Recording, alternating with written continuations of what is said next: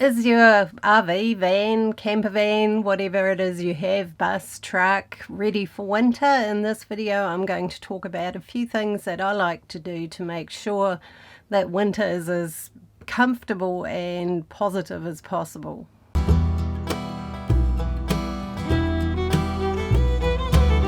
Hi and welcome back. So I'm going to have my morning coffee while talking to you. I'm planning on shooting a bit of video and some photos today because it's not a work day, so I can do that. But, you know, we had a good frost this morning and it sort of made me think about winter, you know, and the things that are good to do to stay cozy in winter. And I've seen quite a bit of discussion on Facebook too about staying warm. For me, that's not too hard because the fire really is a grunty wee beast and really keeps it warm in here. And yeah, other people have diesel heaters and things like that to keep them warm. Whatever works for you is fine, but the key is insulation. You know, having good insulation keeps the heat in rather than heating the whole world. And windows are a huge place of heat loss, so having good thermal curtains makes a big difference. I close them all at night, and you know, that keeps the heat in overnight. I also stoke my fire up a little bit so that it retains a little bit of warmth throughout the night. If you've got a diesel heater, you can set it on a minimum temperature and it'll kick in then. So yeah, those things heating are important. I do have a catalytic gas heater, but I don't use it. It's old and, you know, they're not vented, they're not flued. Yeah, you end up with all the fumes and the moisture in here. So to me, that's more like a emergency backup, just in case I absolutely can't light my fire for some reason. But I'm actually thinking of ditching it and putting in a cheap diesel heater, one of the cheap Chinese ones, because it's only a backup. It's not going to be my main heating. I still prefer my fire because of the feeling I get from the fire, and I can cook on it. And also it doesn't draw power, which diesel heaters do. They draw a bit of power to run the fan and the wee pump, you know, so I like to keep my power for work and for editing photos and videos and things like that. So I don't really want something chewing away at my power supply all the time. So for me, the fire's nice. I do end up buying firewood because I can't always find good firewood, but that's just part and parcel of life, and one day you just have to do it. Another funny thing that can happen in winter, and I came across that day before yesterday, is that your LPG can act a bit funky on really cold mornings, like when your bottle's a little bit empty-ish, there's still LPG in there, but it's yeah, getting a bit low, and because you've got quite concentrated sort of liquid down the bottom, and a lot of it is the aromatics and stuff like that, they don't burn so well on a cold morning. Yeah, you might find that your heat's not as good, your hot water's not as hot, and things like that. So the other day I actually swapped it over, and I need to get the other bottle purged properly, you know, get them to purge it at the filling place because it stinks really badly. And then fill it up again. So it's a good idea to do that, and especially if you use swapper bottles, I find quite often they haven't been purged enough and you can end up with quite a bit of the crud in the bottom of them, so that's not brilliant. So yeah, those are just things for LPG. I just had all these fantails here and I filmed them a little bit on my phone, and poor old Beans, she was struggling. They were flying right up to her and sitting on the ground in front of her, and I was having to say, no, no, you can't have one. She so badly wanted to have one. I think it was just getting a little bit too tempting, and they were really teasing her and flying all around the truck, which is actually why I came outside, because every day I usually come out with my camera and hang out with the fantails and take photos of them. And today, because it's raining, I haven't. So they actually came to me, and one of them actually tapped on my window. That's how I noticed that they were here, and they were flying all around the truck as if to say, well, come on, come out and play. floors can get really cold. Honestly, if I was to build this or build a truck, I'd put underfloor insulation in, because this floor is about that thick with the truck deck and the flooring, which is thick, but it still gets quite cold. But putting insulation in now, some of it I could do, but some of it I just can't get at. You know, there are tanks and things in the way and stuff like that, so I haven't actually done that. So slippers are a good thing, and mats and rugs and things like that. My actual biggest point of heat loss is the cat door, because Madam never liked the flappy ones, and she knew how to bash them open and escape once while I was driving through Lower Hutt, and jumped out, and luckily a car waved me down and I went back and found her. But I just don't trust them, so I have a slide up and down plywood one I made, but of course I have to leave it open. So if actually she's got a little curtain that hangs over it to stop some of the draft, and she doesn't like it, but it keeps the warmth in a little bit. Otherwise, it's right down here in my lounge, so otherwise it can get a bit chilly here with that cold air coming in through the cat door. So for her curtain, I've actually just used a flannel and a piece of elastic and hung that over it, and it works. You can't see it, so it doesn't matter. It's under the table. Yeah, so that's another one. Batteries are another one. I've come across a few people who are new to the road who give their batteries a really hard time because they don't know that you shouldn't run them right down. You can run them right down, but they won't last. You'll wear them out quite quickly. A deep cycle battery only has so many discharge cycles it can do before it dies. So try and keep them up. Like I usually try and I only use probably the top 20, 25, 30% of my batteries usually. On emergency, I've gone down to maybe 50%, but never lower than that, because it worked really well with my last batteries. The last batteries I had lasted me about 12 years, so that's not bad. So just looking after them is really important, and not running them too flat. So I run on voltages. I use a multimeter if I want to get definite, and I've also got a gauge on it. But yeah, if I get up in the morning and I know I've got to run my laptop for 4 or 5 hours for work and there's no sun, I get out my little 1 kVA Honda and run that for a couple of hours. It doesn't annoy anybody, it's quiet, and it just makes sure that I'm not hammering my batteries. And then after that, normal daily living without the laptop doesn't use that much power, it's fine. But my laptop actually uses quite a lot of power. Like my TV, which I watch YouTube on, not TV, uses a lot less power than my laptop does. So yeah, it's quite different. LED lights, of course, most people, that's all they have these days. That made a huge difference to me. When they first came out, I changed mine over because, light bulbs, the old standard ones, they use quite a bit of power, whereas the LED ones are much, much better.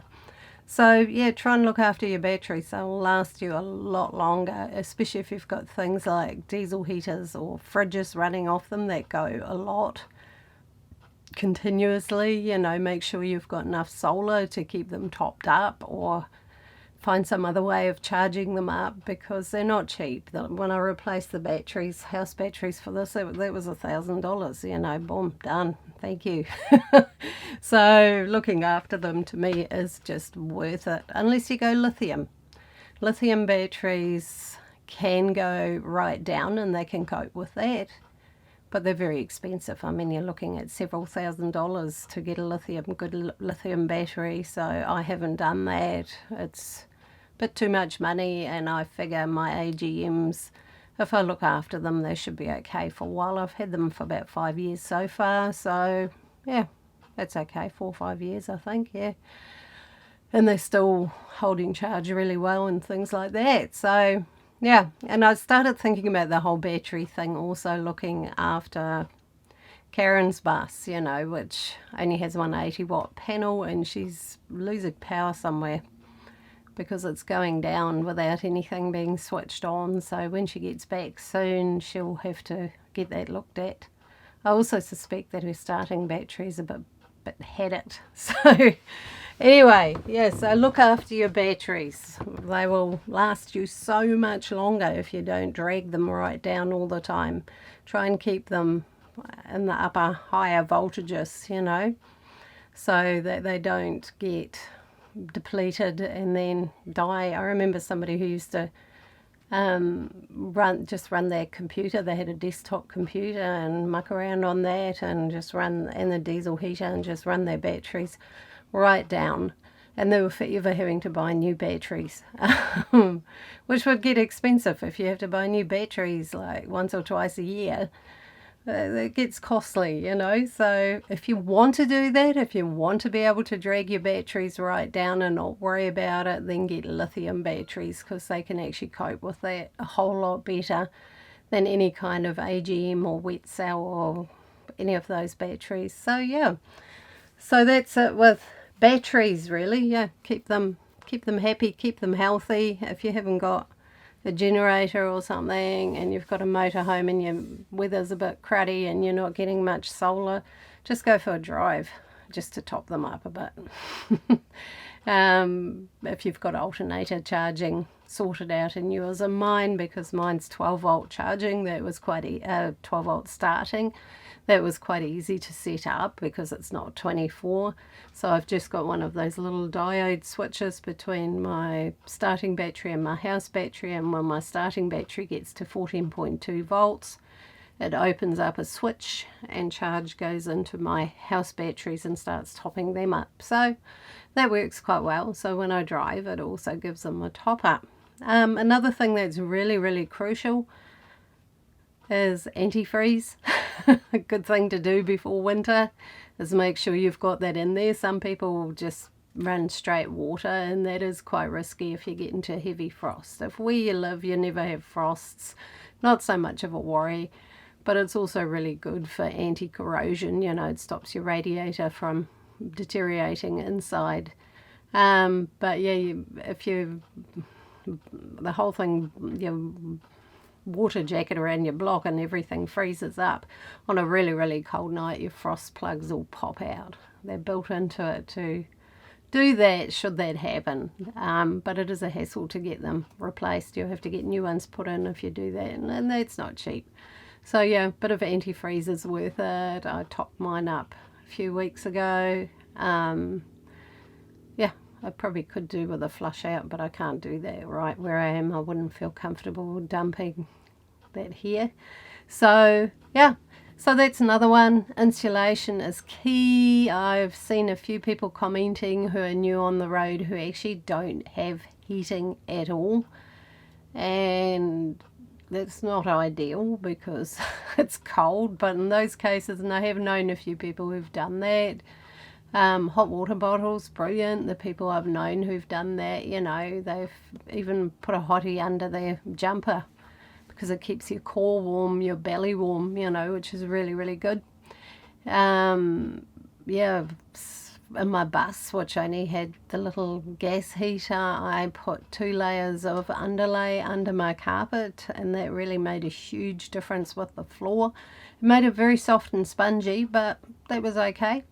But it was just kept it so much warmer. And in my windows in that bus, because it had a lot of windows as opposed to this truck, I used to use yoga mats and cut them out and put them in the windows and then close the curtains over them, and that was another really good thing. I mean, the ceiling and the walls were insulated, but it had windows right around, so huge heat loss. So yoga mats were really, really good for that. Underlay under your carpet if you've got a carpeted vehicle, very, very good. A boatie I used to know on a yacht, he didn't have heating. Well, he did, he had a kerosene heater, but that was horribly stinky and lots of condensation. But he used to sometimes just put a couple of bricks on his gas hob and light that for a while and let those bricks heat up. People do it with clay flower pots too. and then that'll give off a little bit of radiant heat, so that can make things a little bit better too. So yeah, I'm just trying to think of what else you can do. Stay warm, stay healthy, make sure you get outside in the sun, wrap up warm, go for a walk. That's a brilliant way to combat cabin fever, which can happen in winter.